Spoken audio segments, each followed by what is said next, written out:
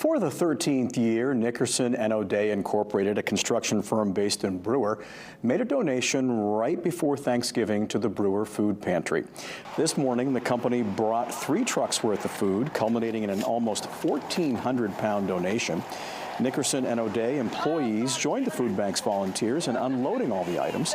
The tradition began when the company completed renovation work on the pantry's building and decided to celebrate with a food drive. Since then, it has become a yearly commitment. This is amazing. This is like the second highest donation that we've received, and it's unbelievable the generosity of people, you know. And I don't believe it's just because of the holiday season. I just think people in general are just good people and like to help other people out that don't have as much as some other people have. Nickerson O'Day put on a handful of fundraisers throughout the year to make this donation